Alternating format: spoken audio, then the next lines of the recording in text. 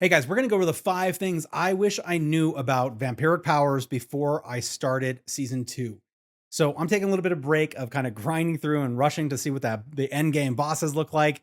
But I want to take a second because there were some things that were just not obvious to me that I want to help you guys kind of sidestep. And I have 5 major things that I kind of thought about. The very first thing, and I think it's oddly weird that this was a difficult thing, but it's in a peculiar place. So I just want to show for anybody who that wasn't obvious for where they are.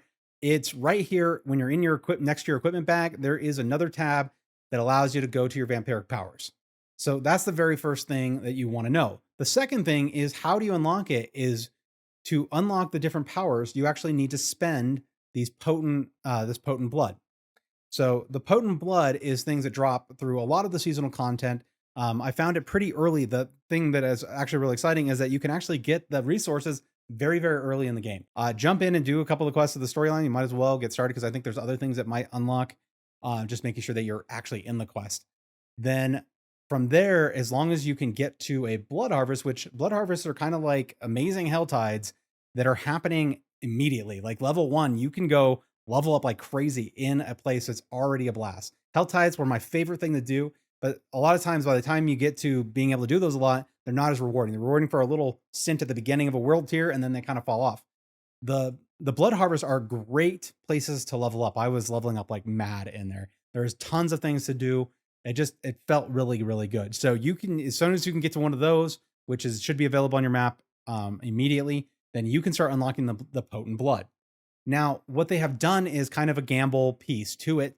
And what you do is once you have the potent blood, every 25 potent bloods, you come down here and you just click on this button and it gives you 3 options. So it's going to give you 3 choices of different glyphs when there are different vampiric powers. So they have locks on them. This means I don't have these yet.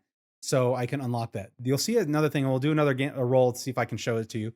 But you just kind of read through these and it tells you what they do and you see which one kind of makes sense for the build that you want to create. So I'm going to do this vulnerable damage. I'm still thinking about that, but I might as well unlock it. So I go ahead and allocate the XP there, and now I have it. These I can't click on these. These are done. So that gamble's over. And I come back here and I can do it again. But you can see it's new. It just got added down here, and I can just drag it up and place it wherever I want it. So let's see if let's roll another one. Okay, so this is a perfect example. See, this first one doesn't have a lock on it. It's the one we just unlocked. But it could be any of the ones we already have unlocked. It shows like this. It has a 1 of what level it is. And instead of picking one of these other ones, I can actually just pick. And actually, I think for this one, I might pick a different one. I could just pick this. I'll do it, whatever. So we'll just pick this one and then it'll upgrade that one. And I'm not exactly still not sure if it because I didn't see a change here, but I think it's when you get to the full 5 rounds of upgrading this that finally unlocks some other level. So it allows you to go deeper with the vampiric power, which I think is really cool.